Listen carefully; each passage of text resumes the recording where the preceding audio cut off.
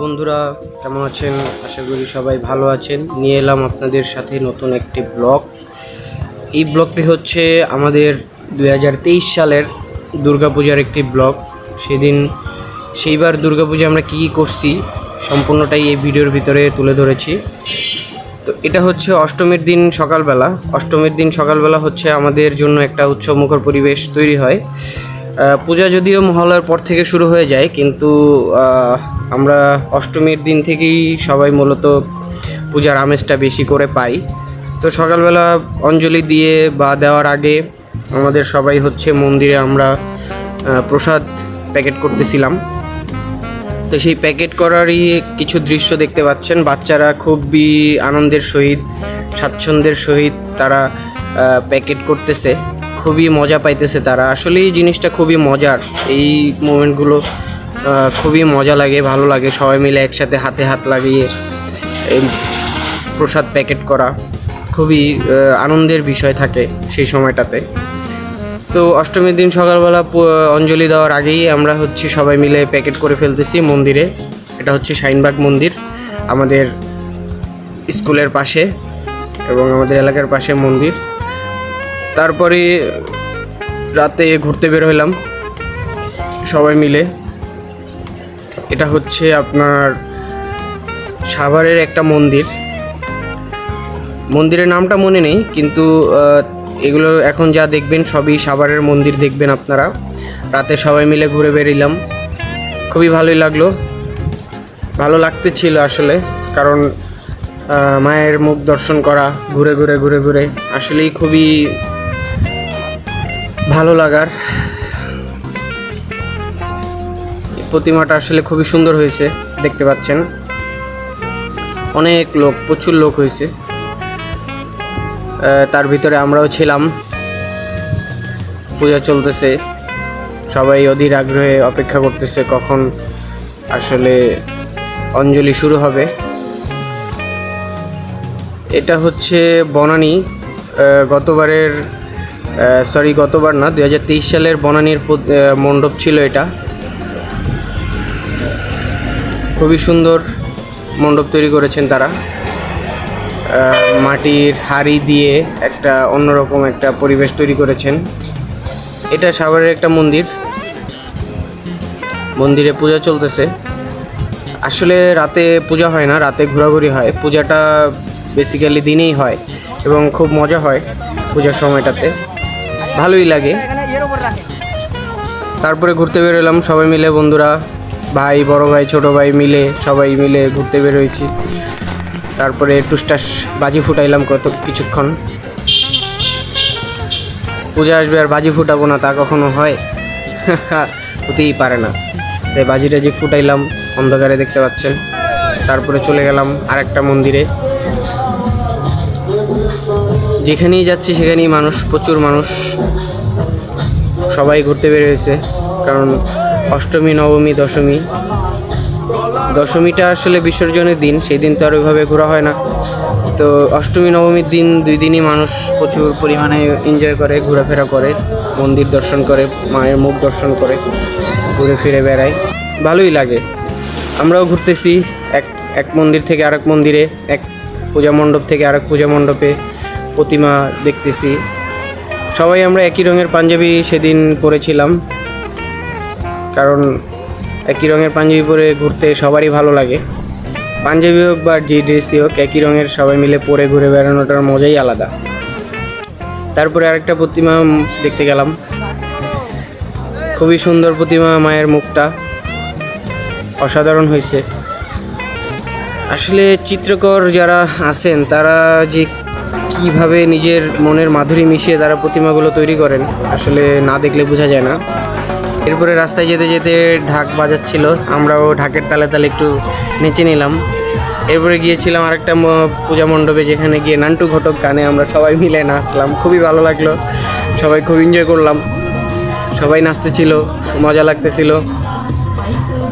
লাইটিংয়ের সাথে সাথে, বাদ্যের সাথে সাথে এবং ডিজে গানের সাথে সাথে সবাই নাচতেছিলাম, খুবই এনজয় করতেছিল। নাচতে নাচতে সবাই ক্লান্ত, একটু দাঁড়িয়ে আছে।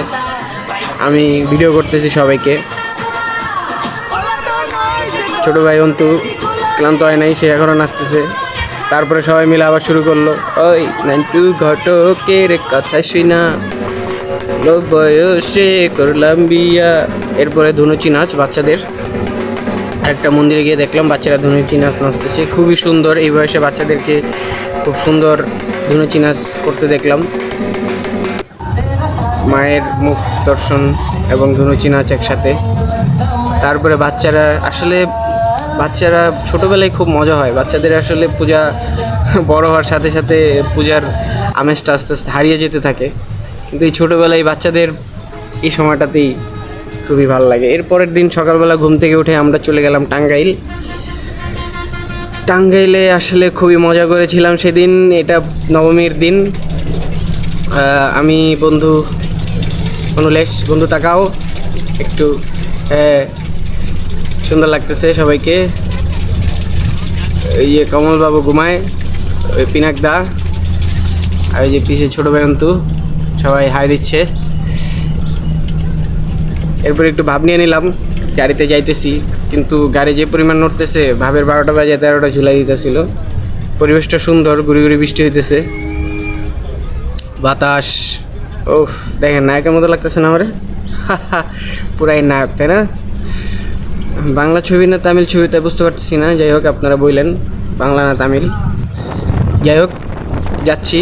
অবশেষে আমরা মোটামুটি কাছাকাছি চলে এসেছি।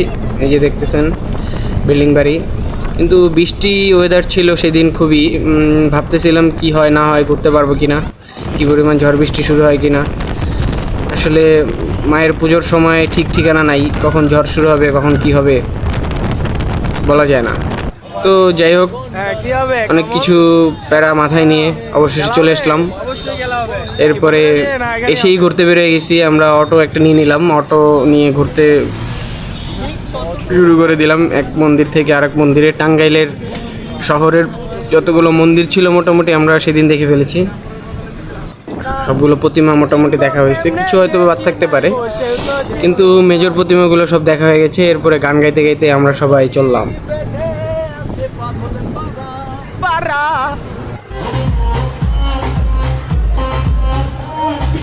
এরপরে চলে এলাম আরেকটা প্রতিমা দেখতে, আরেকটা মন্দিরে। গাড়ি অটো থামিয়ে আমরা সবাই ঢুকতেছি ভিতরে। লাইটিং করছে খুব সুন্দর, ভিতরে ঢুকবো এখন। সবাই খুবই আনন্দমুখর পরিবেশে ঢুকতেছে সিরিয়াল অনুযায়ী, দেখতেই পাচ্ছেন। ভালোই লাগতেছে। খুব সুন্দর ছোট্ট একটি প্রতিমা তৈরি করেছে তারা। সবসময় যে বড় প্রতিমা সুন্দর লাগে তা না, ছোট প্রতিমাগুলো আরও বেশি সুন্দর লাগে। দেখেন কি সুন্দর। সেখান থেকে চলে গেলাম আরেকটা জায়গায়, ওখানেই সামনে আরেকটা যে প্রতিমা বা মন্দির ছিল, তারপরে সেটাই গেলাম। এগুলো বেশিরভাগই ঘরোয়াভাবে তারা পূজা করে থাকে। তো দেখতে পাচ্ছেন, কারণ চারিপাশে বাড়ির মাঝখানে তারা তাদের মন্দিরে ছোট্ট করে তারা পূজা করতেছে। জয় মা। এগুলো বাড়ির পূজা, সবাই করে থাকে। এরপরে আবার চলে গেলাম ঘুরতে আরেক জায়গায়, আরেক প্রতিমা দর্শনে। বলতে পারিনি বসন্তকালে তোমায় বলতে পারিনি।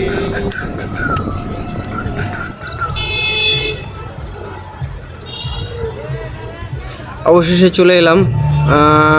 এটা সম্ভবত টাঙ্গাইলের একটা বড় বিখ্যাত পূজার মণ্ডপ ছিল। দেখতে পাচ্ছেন কি সুন্দর করে তারা মণ্ডপগুলো সাজিয়েছেন। এটা বাইরের দিকে বিভিন্ন ধরনের প্রতিকৃতি, শ্রীকৃষ্ণ, রাধা, তারপরে তাদের একটা প্রতিকৃতি দেওয়া হয়েছে। সেইভাবে প্রতিকৃতি দিয়ে তারা বাইরের পরিবেশটা সাজিয়েছে। মানুষের জন্য সামনে যেতে পারতেছিলাম না যে একটু ভিডিও করব, প্রচুর মানুষ। এরপরে দেখতে পাচ্ছেন এখানে একটা ফাউন্টেনের মতো রেখেছে, কিন্তু সেখানেও একটা তারা অন্যরকম কিছু দেওয়ার চেষ্টা করছে। খুবই সুন্দর, ওয়াও, দেখতে ভালোই লাগতেছিল। সবাই আমরা খুব এনজয় করতেছিলাম, কারণ টাঙ্গাইলের পূজা এই প্রথমবারের মতো দেখা। শহরের পূজা আমি এর আগে একবার হচ্ছে আপনার মির্জাপুরের পূজা দেখেছিলাম টাঙ্গাইলে, কিন্তু শহরের পূজাগুলো এভাবে দেখা হয় নাই। তো আমরা খুবই এনজয় করতেছিলাম বিষয়টা। অবশেষে বাড়ির দিকে ফিরতেছি। আমরা আসলে ওই রাতেই টাঙ্গাইল থেকে আবার সাভার চলে এসেছিলাম। সাভার হচ্ছে পিনাকদার বাসায়, পিনাকদাদের বাসায় ওই দিন রাতে থেকে আমরা পরের দিন আবার দশমীতে খুব মজা করেছিলাম। দশমীটা এখানে দিলাম না, দশমীর মজাটা আমি পরবর্তীতে ব্লগে আপনাদেরকে দেখাবো, এবং কি করলাম, কতটুকু মজা করলাম সবই আপনারা দেখতে পাবেন। এটা হচ্ছে আমরা শেষের দিকের পূজা মণ্ডপগুলো দর্শন করতে আসছিলাম। যাওয়ার পথে কিছু পড়েছিল, সেই পূজা মণ্ডপগুলো দর্শন করতে আসলাম। এটা বাসার পাশেই, অনুলেশদের বাসায় গিয়েছিলাম। এই অনুলেশদের বাসার পাশেই ছিল এই পূজা মণ্ডপগুলো। আসলে খুব সুন্দর। এটা হচ্ছে একটা কালী মন্দির, বড় টাঙ্গাইলের শহরের একটা বড় কালী মন্দির। তো এইগুলোই দর্শন করতে করতে আমাদের নবমীটা পার হয়ে গেল। অষ্টমী নবমী দুটোই আপনাদেরকে তুলে ধরলাম, এবং দশমীটার ব্লগ হবে আলাদা, কারণ ওটা খুবই বড় একটা ব্লগ এবং অনেক কিছু আছে ওর ভিতরে, অনেক মজা আছে, অনেক আনন্দ আছে। তো ধন্যবাদ সবাইকে, আজকের মতো এখানেই শেষ।